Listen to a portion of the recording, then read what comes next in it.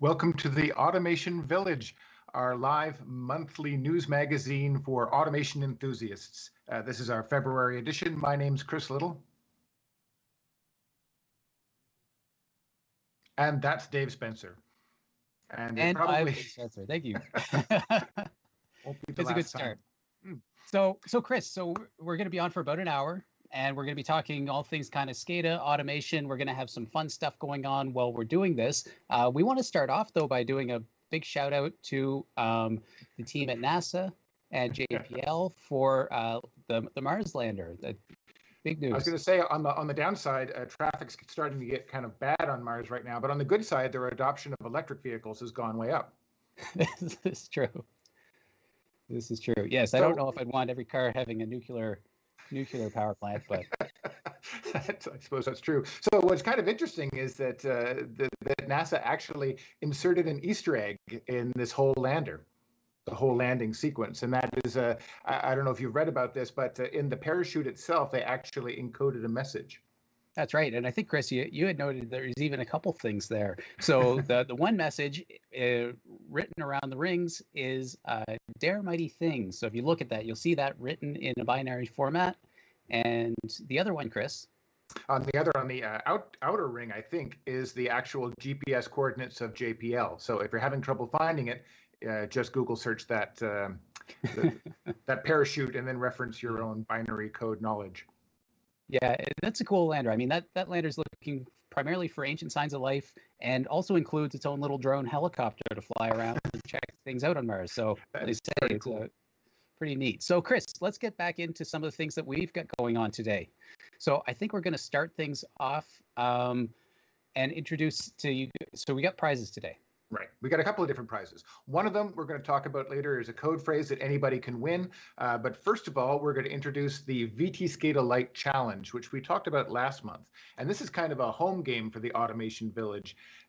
So what that means is that anybody can go to our website and download VTScada Lite.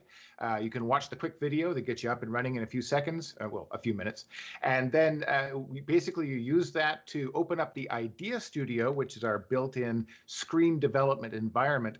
And what we're doing is inviting people to build a screen based on suggestions that we give them, and then take out your phone, record the screen, and send that to us for a chance to win.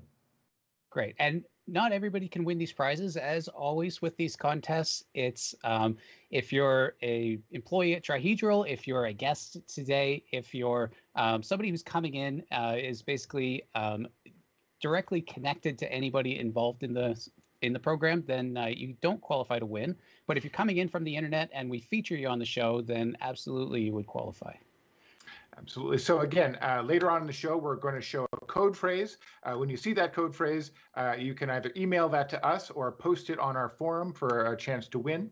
And then, of course, there's the VTScada Lite Challenge, which we're going to get things started by. We thought we'd bring in a ringer, like we did last week, to sort of demonstrate what it's like to actually create a screen in VTScada Lite. And for that, we're going to bring in Sam Black from, he's a project engineer at Electric Machine Control. Hey, Sam. Hey, guys. How are you? Doing well. Great. How are you, Sam? Excellent. So, Sam, yeah, you've got a bit of a legacy. You've been back-to-back winner of our challenges at VTScada Fest. So far, so good. Yeah, it's interesting not to have it this year, but this is a fun stand-in. So we're going to give you another challenge. We're going to spin the big wheel, and then over the course of the rest of the show, you're actually going to build an application screen, and we'll check in with you a few times, and then at the end you'll show off your work. Sounds great. All right. So do we have a wheel ready to spin there, Pete? No whammies. No whammies. Ding, ding, ding, ding, ding, ding, ding, ding, ding, ding, ding, ding. Tessie's flying car. All right. Can you work with that? I think I can make something happen. Okay, so we're going to check back in with you, Sam, a couple times throughout the show, and we'll bring everybody on the progress update for this. And at the end, we'll give you a chance to have everybody or show that app to everybody. Sounds great. Awesome. All right. Bonne chance. Perfect. And now Yeah, next up we've got Data Wave with Pam Moss.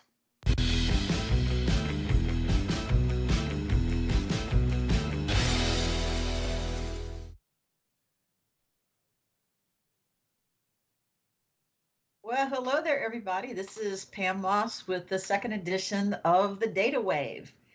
It's kind of interesting, Dave and Chris, that y'all brought up the Mars landing, which was very cool. And it was neat to see the Easter eggs. Saw that last night. Went, wow, I should have gone looking for that. I thought it was just a Jeep Wrangler thing where Jeep would hide the Easter eggs in our windows. So that was kind of cool to see. So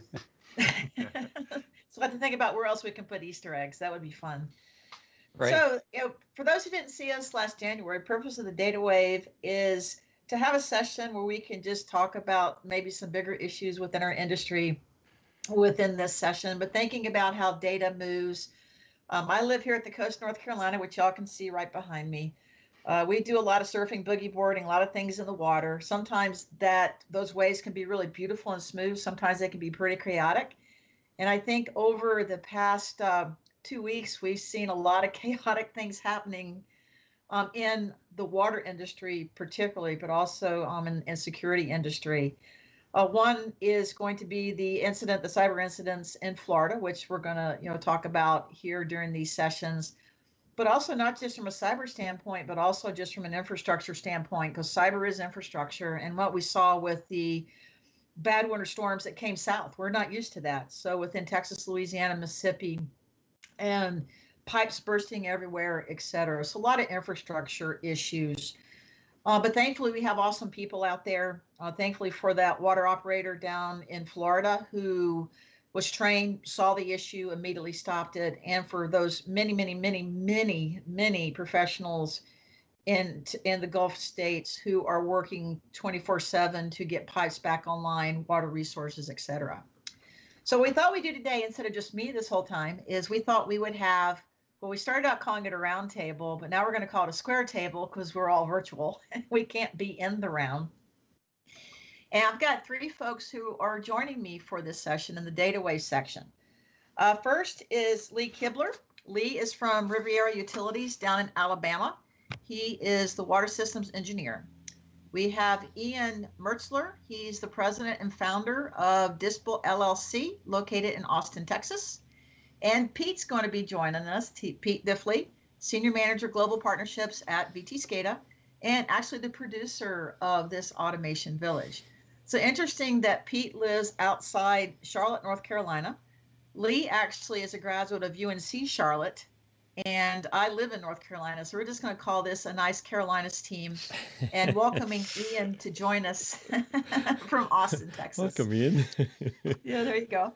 So what I'd like to do is first have each of these gentlemen do a quick introduction of themselves. So why don't we start with Lee?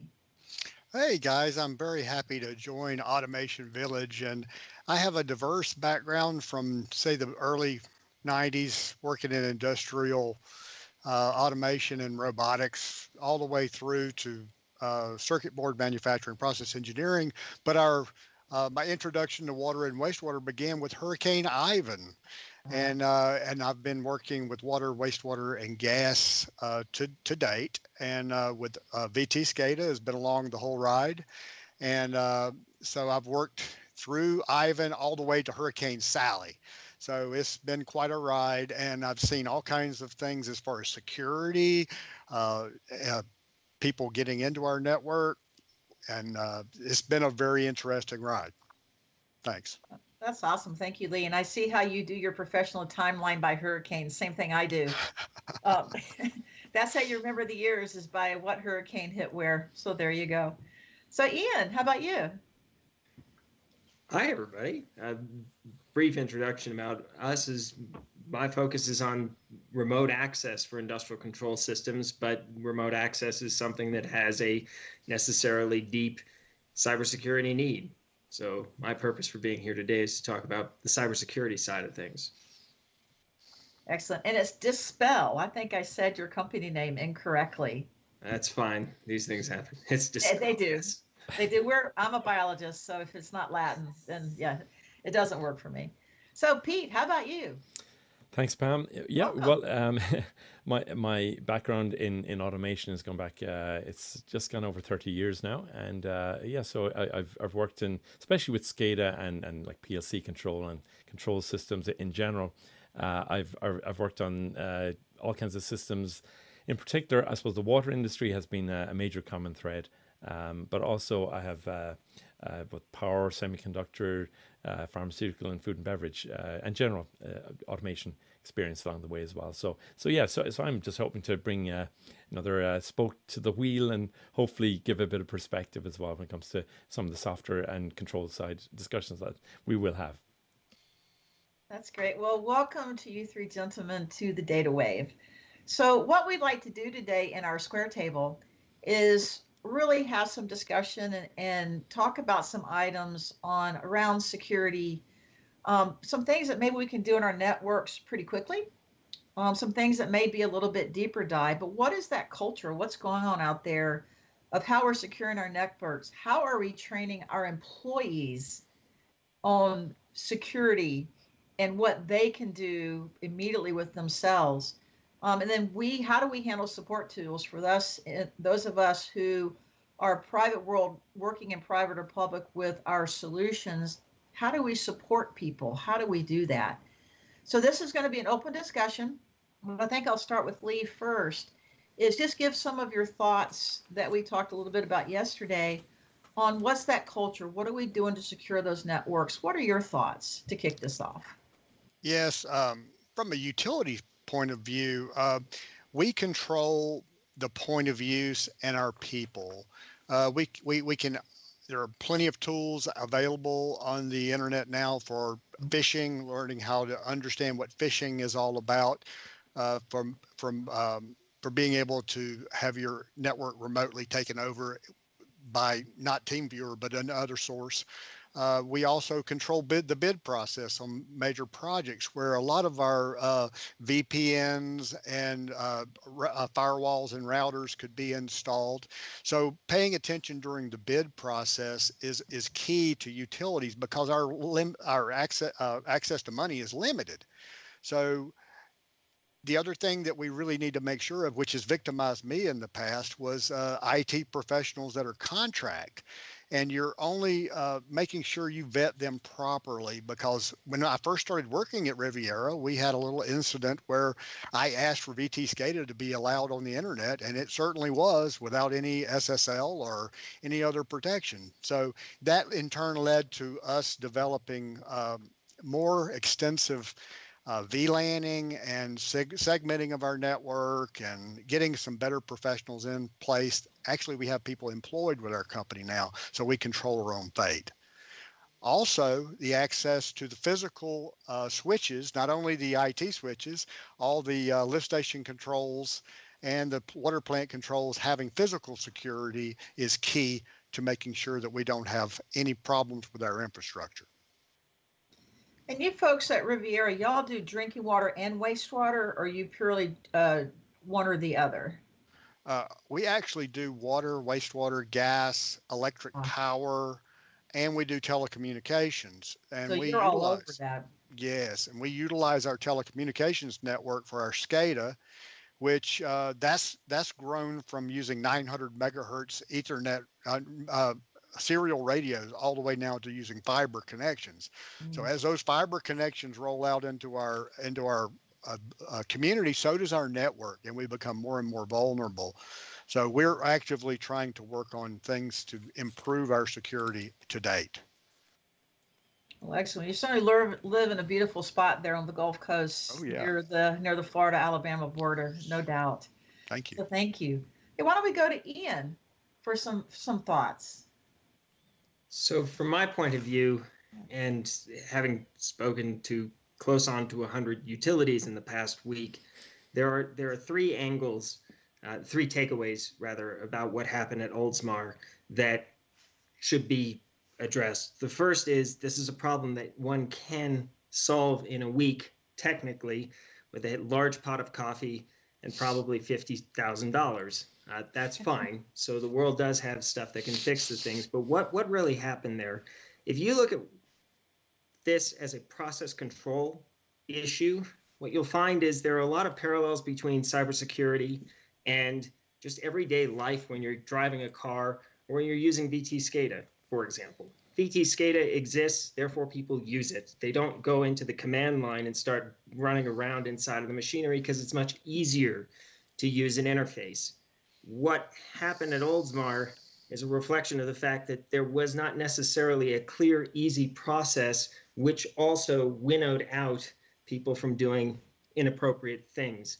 So a form-based access control system, for example, would have prevented this sort of incident from taking place. And on the cybersecurity layer, that's relatively trivial.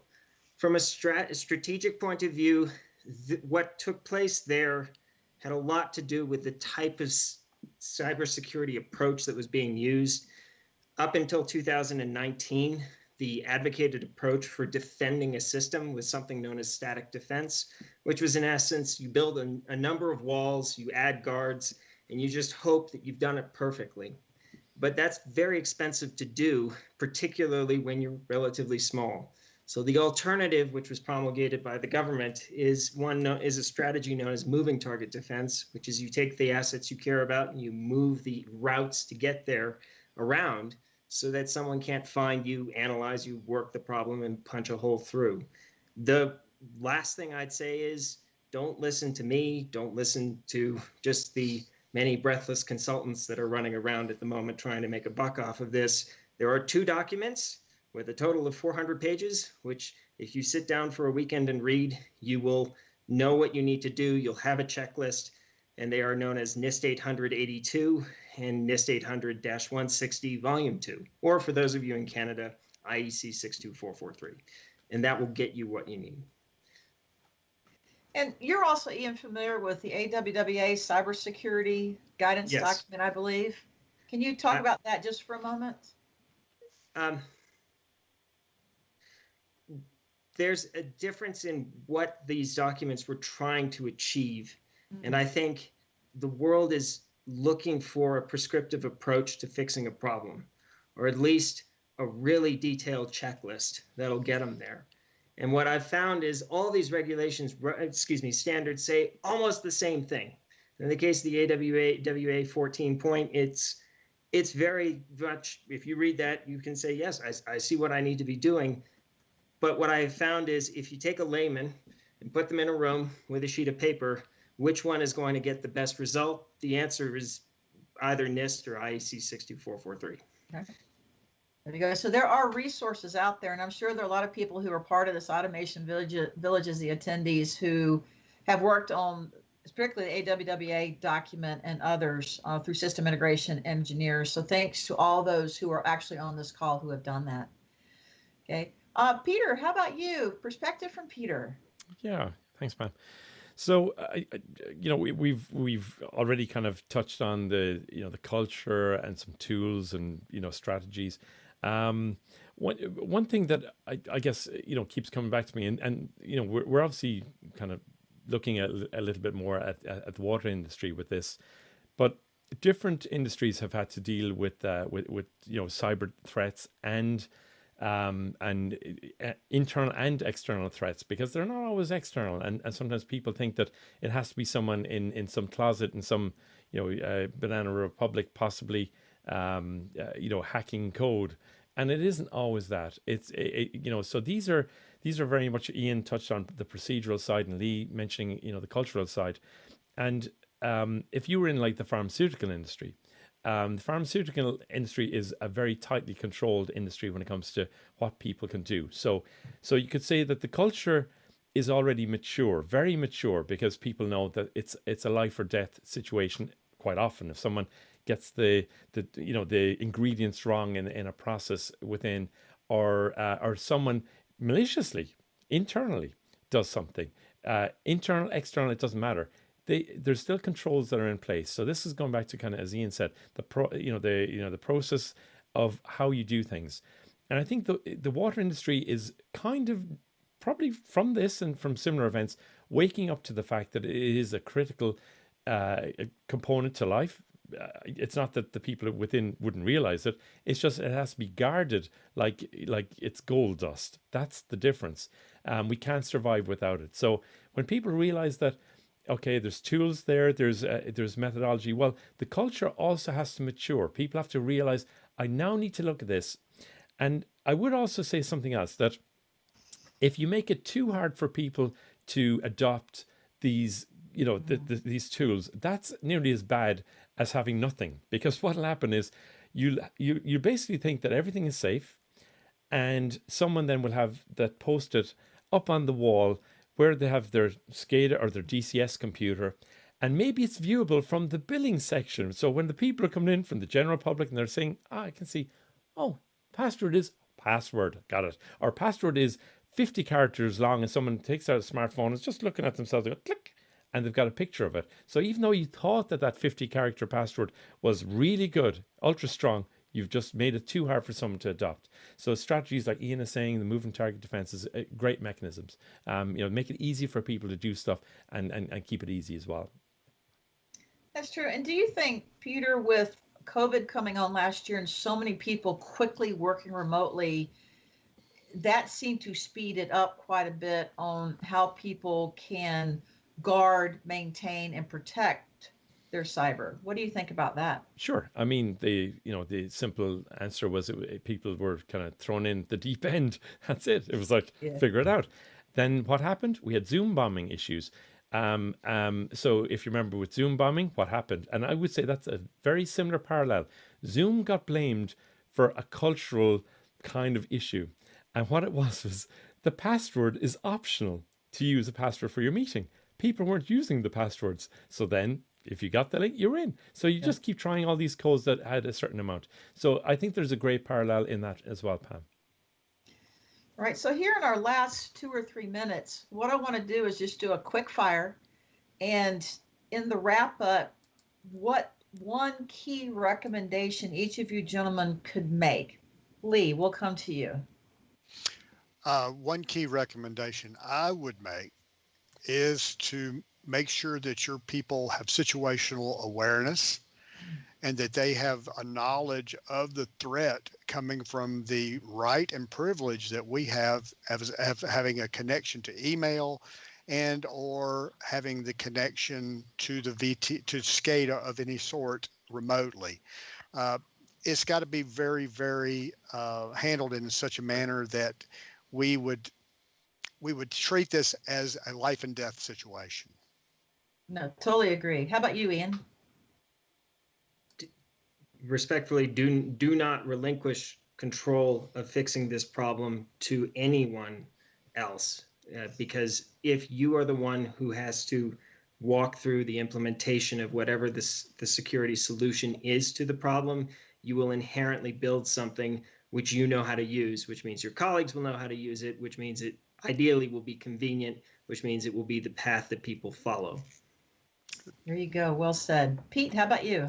Yeah, I think just make sure that the systems you put in place, you need to guard the process, not just from people, getting access to it. If they have access to it, make sure that the changes that they make cannot be catastrophic, and that is something that you have to kind of look at with a very, very big microscope to get down to the details. So I think I think look at that as well. Look at how your whole control implementation and strategy is implemented. Make sure you can't have any catastrophic changes made to a system like the pharmaceutical industry. There you go. And mine is train your people. And Lee said situational awareness, which is great.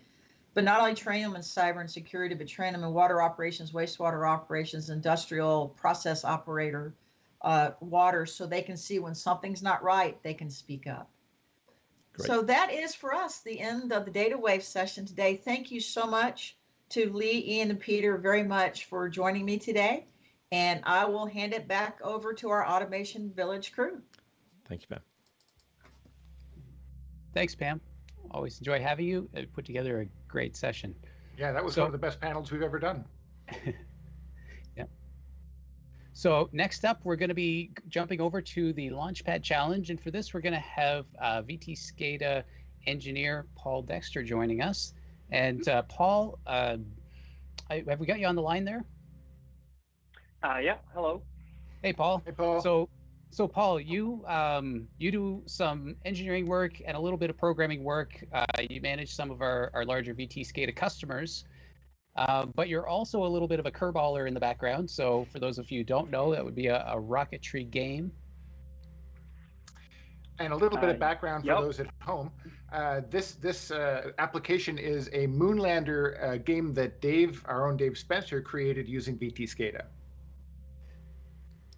Right. So Paul, we've challenged you to try to do the simple task of simply blasting off the lander and moving it across the screen and landing it down on the pad to your right there.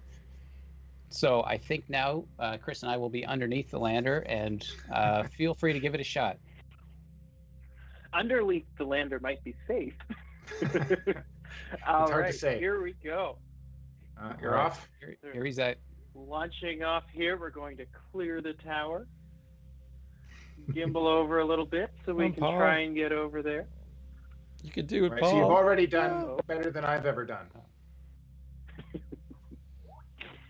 This is looking like a good effort. Very very good simulator. You can feel the heat. This is looking too solid already. Yeah. You feel the heat. Don't worry, there's lots of time for trouble. I haven't been able to land it. And it's not been very successful. Right, and for those who don't know, this is using the regular VTScada thin client and using all regular VTScada assets. So Paul's rocket here is actually one of our standard tanks. Oh, it's no! You getting there? No. How are you doing for fuel? Not good. Not good anymore.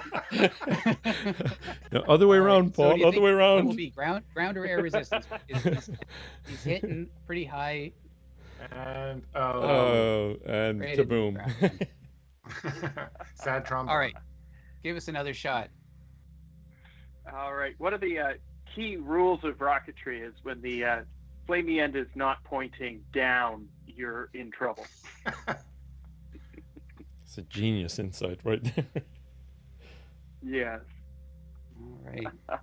Okay, looking good. You'll see over on the left, I've got all this helpful telemetry data, so I know where my fuel is and.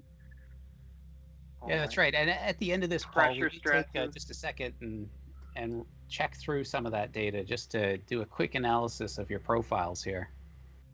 Ah, I see. Very nicely done. Oh, look at that. Oh, look too soon, maybe. Oh, you get it. Steady. Steady. Do it. Do it. Steady. If the landing legs come out. Oh, We're this getting looks there. good. Oh, we got an alarm. You're running low on fuel. Come on, you can do it. This is very close to the lunar lander. Oh my gosh, that must have been so close. That was extremely close. So let's take a second and just take a look at that last attempt there. So I'm just going to pop up the HDV here, and we're going to look at your velocity profile and your altitude profile here. So we can see here, this was your first attempt that got a little squirrely, and this is coming up next one. This is a really nice looking altitude profile. And just as we come down to the bottom here, you can see a little blip in that velocity. And it looks like, so your speed looked pretty good. I think it was that you were a little too twisted on the landing there. All right, I think maybe what would help is a parachute with some binary embedded in it. That's true. Maybe next month. So if you guys would like to try this, then reach out to us, and we will. You can post into the forum. Go into the forum under the contest section, post that you'd like to attempt, and we'll reach out and hopefully give you a shot. And it's important to note that Paul is not qualified to win a prize, even if he had landed, but you are. So if you want to appear on the show and beat Dave's challenge, beat Dave's time, then you could win a $100 gift card. Cool. All right, Chris, so let's check in with Sam, see how things are going. Hey, Sam. Hey, guys. All right, let me share my screen here. All right. I'll see that. It's on the way up. Yep, we got you. We got your tag browser. Yes, so I spent kind of the first part of this building the foundation of the app. So I've got different parameters here that will kind of inform how the car is flying, things like altitude, heading, vertical speed, horizontal speed. And I've kind of seeded all of that with these random multipliers that use a modulus based on the time of day using some VTScada Nice. math functions here. And so the point of that is to get these offset numbers that we can multiply constants by so that it looks interesting. And then the actual graphics have just got started on those. So we've got a ground speed indicator, roll, pitch, and yaw. And, Very nice. Next step here will be to put some nice sort of gauge systems on there so that it's more easy to understand at a glance. Right, that Very looks great. cool. And it's a nice example of how you can either create your tags first for your SCADA application and then use those to draw your graphics, or in fact, you could go the other way around and add all your graphics, make it look the way you want, and then go in and build your tags. Exactly. Yes. Yeah, this is great. And this is all using built-in graphics, correct? You haven't dragged anything in here, or? Right. Yeah. This is just basic. Comes with the kit, and it's actually VTScada Lite, so this is not even a paid license. Nice. Cool. All right. Well, thanks, All Sam. right. We'll check in with you again a little later. Sounds great.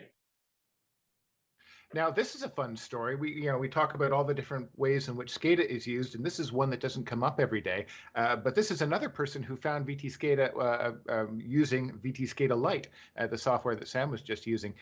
Dave, this is a story that you kind of helped in the beginning. Yeah, this is one, and I think Paul talks about this a little bit during the interview. But I actually was lucky enough to meet Paul in person at VTScada Fest last year. So we had a really good chat, kind of catching up and learning a little bit more about his system. So, but Right. Chris has put together a great video to kind of bring that to everybody. Yeah, so this is Paul Collins, my interview with him that we recorded a few days ago. He is the electrical supervisor at Gemini South, which is one of 2 optical infrared observatory telescopes that are kind of linked together in both Chile and Hawaii. And he's, of course, at the one in Chile. So we'll go to that now. Joining me today is Paul Collins, the electrical supervisor for the Gemini Observatory. Welcome. So where are you right now? I'm currently on Cerro Pachón in Chile. That's the location of our telescope. Can you tell us about the actual physical makeup of the observatory? Yeah, we have 2 telescopes, 8.1 meters each. There's one in Mauna Kea, Hawaii, on the Big Island, and our other one here is in Chile. And basically what we do is we can cover pretty much basically the entire North and South Hemisphere. And that 8-meter figure that you just said was describing the mirror, is that right? The reflector? Correct. There's one solid piece of glass that is, I want to say it's 28 tons. So now you work at Gemini South in Chile, and you recently implemented a SCADA system. And usually we talk about these systems going into water, wastewater utilities or power utilities or manufacturing. I perk up when I hear that someone's using SCADA for a telescope. Tell us about the kinds of things that the SCADA system does for Gemini. What brought this all about was, like I say, we are up in the foothills of the Andes. We're up at 2,700 meters right now. The early stages of the telescope, we would have snowstorms, bad weather, where we would basically lose power, lose connection, and couldn't come up for days on end. And people were, what's going on in the telescope? We don't know. I can't tell you. Because of that, I started putting together my own little system, parts here, parts there, so that I could say, okay, yeah, we do have power. Yes, this is running. No, we don't have this. And over the years, that became just this huge package of web-based stuff, and some stuff I could connect if I was inside the firewall, some stuff I couldn't. Literally for years, I searched and tried all kinds of stuff to try to find something that would join everything together until I did come upon this. And the great thing for this system is for me was, like I said, yeah, I can connect all my PLCs, but I also have the Modbus connection and the SNMP connection. And that's what brought everything together tremendously for us. And just to be clear, that the software that you chose ultimately was VTScada. And so how did you go about actually learning to use VTScada? I downloaded your 50 tag. Right. And after a couple of days, I put a call in and I talked to Dave Spencer. He showed me how to do the first couple tags. And from there, I just kind of figured out, how it went and stuff like that. I'm quite pleased with the way the system turned out. Would you be okay with sharing your screen and showing that to us? Yeah. Okay. No problem. One of the things is we do remote observing. So we don't have observers up here on the telescope at night. We used to. Now we do everything remotely. So that's why it's called the BFO, Base Facilities Operations. And this is the screen I set up for our nighttime observers. They can go from this screen to see whatever they want. Like here's our BFO main. And so when they check this in the early in the evening, before they start observing, they automatically know that we don't have any rain on the summit. We haven't had any earthquakes during the day. If we're up here working on the summit, we put it in summit mode. That means there's no remote control from the base facility. When we leave in the day, we put it in standby. And then when they come in the evening, they take over and it goes into base control. So that way, there's no way they can do anything while we're working up here on the summit. Basically, this is for my coolant system.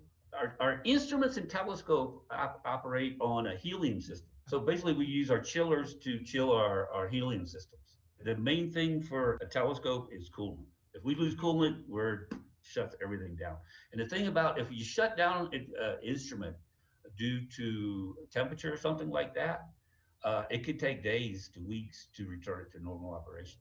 Right. So here again, same thing. One view, I can look and see that I have normal power, the generator status, my UPSs are online, my chillers are running. These are the temperatures of the temperature control valves, my amperage of my coolant pumps, my air handling units off or on. Here's a good one for the helium compressor system. So basically we have 5 separate lines of helium that go throughout the telescope, our instrument labs onto the telescope and stuff like that. And then here shows our coolant temperatures, our coolant flow and stuff like that. For a screen like this, how long would it take you to create that using the VTScada Idea Studio? That was very quick for me, actually. Putting the dials on, like I say, I have a major problem with myself. I like tweak stuff. I won't leave it alone. Right. If I just slapped it in and put the dials on, it was very easy, but then I had to keep playing with it until I could get this little graphic design stuff and make it nice. But no, literally, I can turn this screen together in 15, 20 minutes if I want. We recently replaced our fire alarm system up here. Right. And the fire alarm company, they wanted to sell us monitoring software for thousands and thousands of dollars. And I thought that was ridiculous. So basically we went out and bought a $250 Modbus to TCP/IP converter. And there you go. That's the whole system right there. And basically these are our construction drawings that I just converted over to a PNG. And there you go. Nice. I mean, that's huge. That was a really nice thing towards it. Because prior, same thing. We would have a fire alarm. My PLC would send out an alarm. You have a fire, but we had no idea where. Because it was basically just a dry contact telling me that your fire alarm is activated. With this, I can pinpoint exactly, see it there, it tells me what the device number is and location. Can we look at your alarms page? Yeah, absolutely. Yeah, so you're saying that you have a lot of alarms. How do you sort of keep them all straight as a single person? I only send email notifications on the criticals. Yeah, because that's the other stuff I can live with. I think the last time I checked, I had like 280 items in here. Here's my notifications. And these are part of my daily checks also. Because when I click on that, it also logs onto my iPads. Here's my maintenance schedules. So basically, I'm running a timer on my air handling equipment. And I know after so many hours or days, I want to replace my fan belts. So I would get a notice. In 2 weeks, you need to replace fan belt on air handler 1, for example. This is my plant room. And what I'm tying together here is not only PLC programs, but here's my fire alarm, which is not part of the PLC. These are the air handlers for the data center computer room. These are Modbus connections. The UPSs are SNMP connections. Here's my UPS data. Here's a new Modbus configuration that we just installed the other week. Yeah, showing my air compressor systems. Here's another nice screen. Here I got my hourly kilowatt consumption, my daily kilowatt consumption, and my monthly kilowatt consumption. These are all of my coolant pumps and air handlers, and the amperages come off of this. And the other thing I have set up is an alarm for like on my air handlers. If the air handler's running, but I'm running at a lower amperage than expected, it gives me a pop-up alarm to check my fan belt. The motor's running, but I'm not blowing any air. Right. And I can tell that by the amperage of the motor. Here's our fuel tank for our generators, because we have dual generators up here on the summit. Chiller temperatures, exhaust tunnel temperatures, night low temperatures, and stuff. Here, this is our ECS. This is our dome enclosure. So this shows our shutters open up and our vent gates open up and our dome rotates and all that. See, right now they're moving the dome. You see the amperages changing on that. Oh, that's great. We have we have a fault during the night. I can also pull up the graphs on my amperages on my motors and then go back and look at the power and put it on the same screen and see, okay, we had a power glitch at the same time. If I do this allows me to drill down more on the equipment that I just showed you. Right. Like if we do have a top shutter fault, I can drill down to each piece of equipment that drives that shutter to see exactly what happened. So what does that refer to? That's for our telescope, our shutter. We have two shutters. We have a bottom shutter and a top shutter. Our top shutter opens up and the bottom shutter drops down. It gives us the opening to look out. And then we have vent gates which open up on the sides to allow the fresh air to blow across the telescope also. And here again, this is our voltages that are supplying power to the dome itself. So there again, I can also, by clicking that, I can see I've had any power glitches in the last day or so. No, it's a great software. I really love it. Oh, you've done a great job. You barely touched the surface of what I can do with this, really. The one thing I learned about the VTScada is how complete of a software it is. There's so many things. I was in I took the basic course with Andrew, and there's so many things that you guys have already thought about that are you don't have to worry about it. Like, we've already taken care of that for you, and that was huge. That was that I didn't realize, because again, like I barely scratched the surface of what I can do. So tell me about NORLab. Who are they and what do they do? Basically, what we've done with NORLab is we've taken numerous telescopes and we've grouped them all together into one pooled resources. Let's say, like there's no sense in having an engineering group on this one and an engineering group on this one when we have one basic engineering group that cover all sites. What I would like to do is take this SCADA program that we've proven to be extremely helpful for us and possibly distribute it or use it in our across NORLab onto our other telescopes and other situations.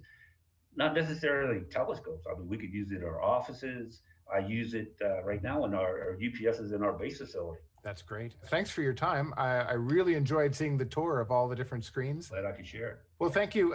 This has been Paul Collins, the electrical supervisor with the Gemini Observatory. Have a great day. Thank you very much. Bye. All right. So, Chris, I think you're the one muted this time. So we're back. But yes, we are. So, and we've got everybody with us here. We're going to do the industry news now. That's right. This is where we each go off. We have homework. We have to find a couple of news stories or web-based resources, things that are relevant to the various aspects of the automation industry. So who's going to go first? I can go kick us first. off. I'll go ahead and kick us off. So I generally talk a little bit about oil and gas. So the first thing I'll start off with is us here in Canada saw a nice boost last week with, of course, the extreme weather in the US. Analysts say that while the higher prices are providing a much needed short-term boost for the struggling Canadian oil patch, the gains will likely gradually fall away as the warmer weather moves in. So, us here in Canada, we're more prepared to deal with the freezing temps, having two seasons, winter and warmer winter. So over 30 oil and gas and petrochemical chief technology officers gathered virtually for ADNOC's CTO roundtable to discuss the role of technology and innovation in shaping the future of the oil and gas industry as it responds to disruptive forces and navigates the post-COVID recovery. The topics that were discussed included digitalization, decarbonization, and the potential of future fuels. So at the end of the roundtable, the CTOs all agreed on a white paper for innovating in response to the massive disruptions and fast-moving trends. So we'll definitely be watching for that to come out. And there's still a little unsettling unknowns with the transfer to President Biden in the oil and gas sector. If the executive order pausing the new oil and natural gas leases in offshore waters is made permanent, the Gulf of Mexico oil and gas industry, of course, would start to be on a steady decline. The president of the National Ocean Industry Association says that the GOM oil and gas industry would take a while to completely disappear. But under a permanent leasing ban, GOM oil and gas production would drop from about 2.34 million barrels of oil equivalent per day, which we had in 2019, to 910,000 barrels of oil equivalent per day in by 2040. So that's great. Thanks, Nat. Over to you, Dave.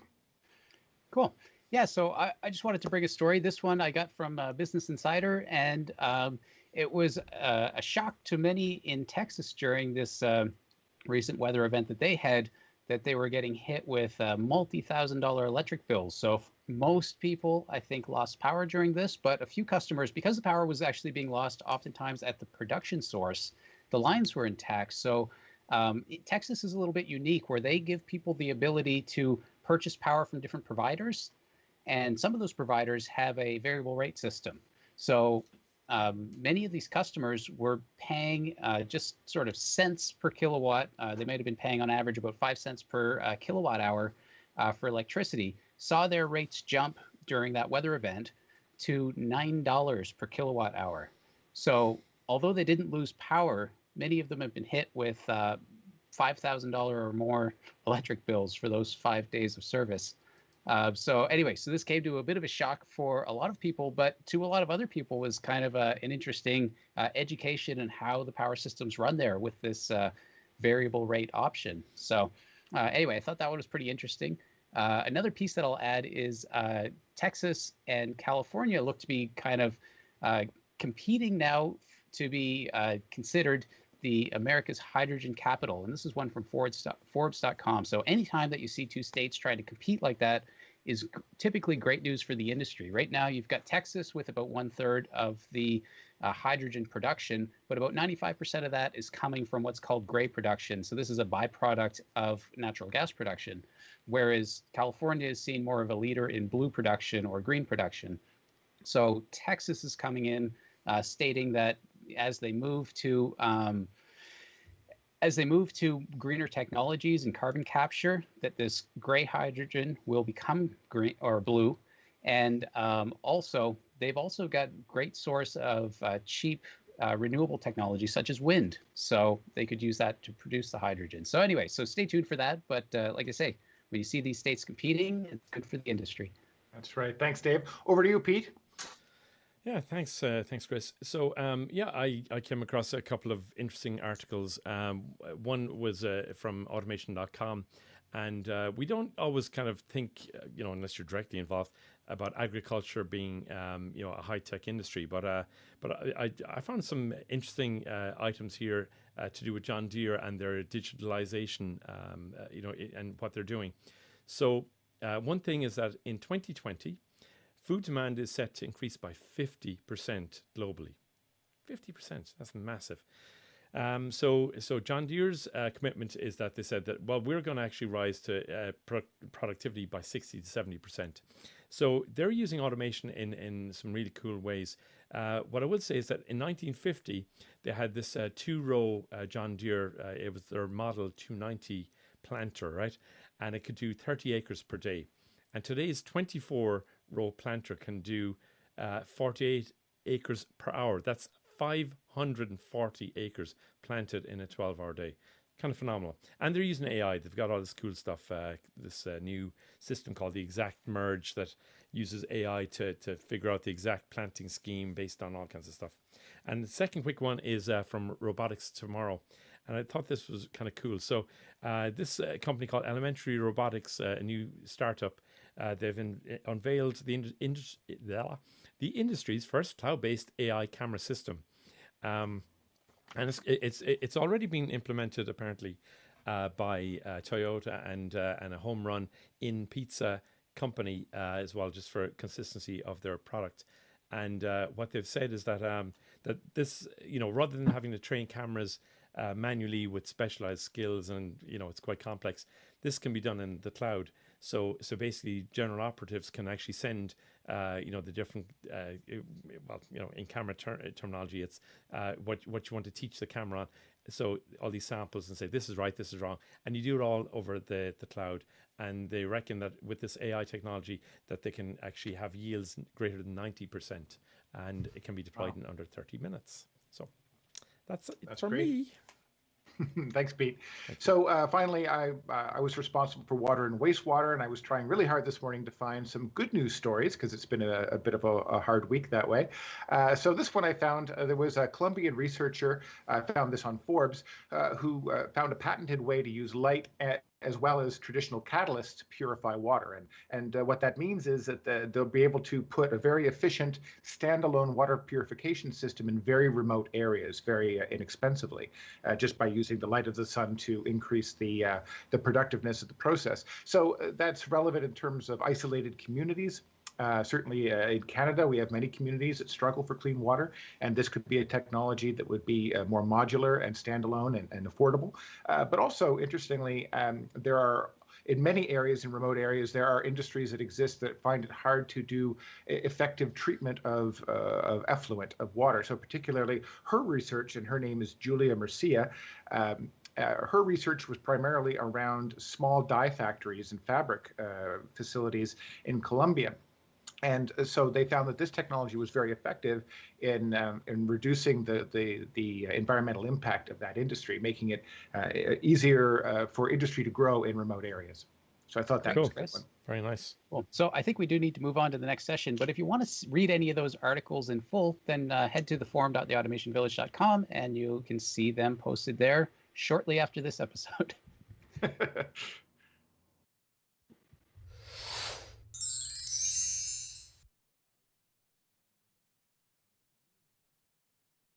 Alrighty, so I'm going to jump right into, I have a question coming to us from LinkedIn for this episode, and it is, what is the difference between MQTT and JSON? Cool. Do you want me to grab that, Chris? I do. Great. So MQTT is actually done at very much a higher level. So JSON is very much the packaging of data. MQTT is more like a transport protocol. So it would be like HTTP. JSON, you're basically typically reaching out to an API or something. So you're saying, hey, can I have some data? And it will send that data to you in a JSON formatted string. The nice thing about that is that it's very easy for somebody to know how to interpret that. So they can see, value pairs or whatever it might be, and you can put that into a very nice nested structure. So MQTT is kind of payload agnostic. Sometimes you will see JSON used as the payload in MQTT, but MQTT is kind of a higher idea, being a transport protocol. Typically requires a broker to be kind of the middleman to basically receive information and then get that information out to those who need it. Okay, cool. And Dave will expand on that on the forum. And then I have one more quick one because it came in for this episode in particular. And it's, I have my own screen sharing software. Is it okay to use this to access VTScada? Well, you may have already taken the answer from our panel earlier, but the answer is we do not recommend it. In a SCADA environment, that is not best practice because the answer basically is yes. You can use these kinds of programs to hijack your whole computer, including whatever's running on it, including a SCADA system. And for that reason, they are a huge problem, which means, like we discussed earlier, if someone's able to hack into the user account of that sharing program, then they've got the whole system. Everything is there. They can go in and access the operating system, everything. So it's always better to use the built-in thin client from your SCADA system, like our own Anywhere client, because in the worst case scenario, if someone gets a hold of a username and password, all they'll have access to is what that user can do, not even the whole SCADA application, just that operator, for example. And once that's identified, you can easily discontinue that specific operator's username and password. So the answer is sort of yes, but no, don't do it. Perfect. And I'll be back next month with questions. Thanks, guys. All right, thanks, Natasha. So Chris, next up, let's move into our prize draw for today. So it's time. Alrighty. Get your emails ready, and you guys are going to email natasha.lutz@trihedral.com, and the codes phrase, Chris, will be stargazing. just as you see it on the screen, hopefully. Yeah, a human will not be reading this, so make sure you type it correctly. This will be machine read because it's automation. It's the Automation Village.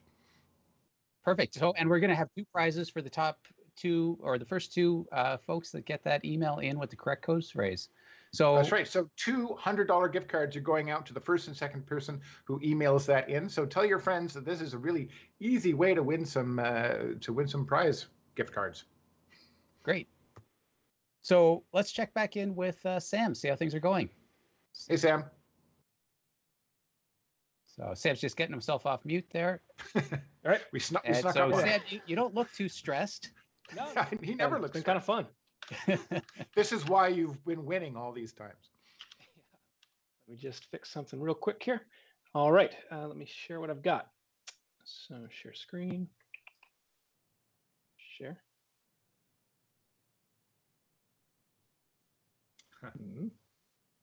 You going? Yeah, you got it. Yep. Cool. So yeah, we've got our flying car dashboard here. So we've got ground speed there, roll, pitch, and yaw with indicators. Yeah, I think we've got, we're seeing the style settings and the tags over top of that right now. Let me try this one then. There we go. How's this? Perfect. There we go. Perfect. All right. Nice. So yeah, we've got our ground speed indicator cool. there, altitude indicator over here. We've got our sort of flight profile here, and at the top you've got your heading. And this is actually a analog scale with the min and max that are dynamically moving rather than actually changing the numbers. It just changes the min and max scale. Got it. I've got our battery charge level down here. You can do a trickle charge, and when you get low, it'll let you know you need a recharge. Also added an Easter egg in here. You can turn on "We don't need roads," and it switches to a more stylish car. And now you can feed it a banana peel or a beer can. Nice. That's very cool. You've done a really nice job with that artificial horizon. That's thanks. And I think technically that doesn't violate any copyright laws that I know of. Just under the line. Yeah, I didn't quite say. Yeah. You know, they don't own banana peels and Coke cans. Nice. That's really great. Cool. That's very cool. So and everything there that you've set up, you could basically click to trend any of it, and it's all basically ready to roll. Yep. Yep. You can trend your altitude, ground speed, all that good stuff. Great. So fantastic job, Sam. Really nice. Thanks. Yeah, thanks for joining us today. So again, that's Sam Collins. He's the electrical, Sam Black. I'm reading the wrong line. Project engineer with Electric Machine Control. Thanks for joining us again. Of course, it's fun. Great. We appreciate having you on, Sam. So, and for anybody else, if you would like to try that, then upload your photo and post it into the Automation Village forum there under the contest section. And we will pick next month our favorite of your flying vehicle, whatever, HMIs. So I'll just say now, the number of people who will likely do that will be maybe limited, which means this is an easy way to win a $100 gift card. Yes, I'm just saying. It really is. Great. And we're all right. So that brings us to the end of our broadcast today. So once again, thanks everybody.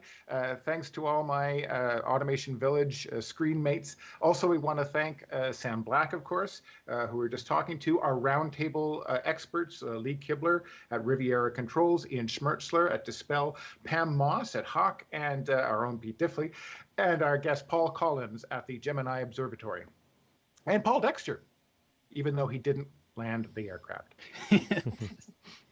And I want to take a quick moment. I know a lot of our viewers have been on some past episodes where we have asked you to vote for VTScada. We were nominated for 3 great awards. And so I'm very happy to announce that we have the hat trick. We won all 3.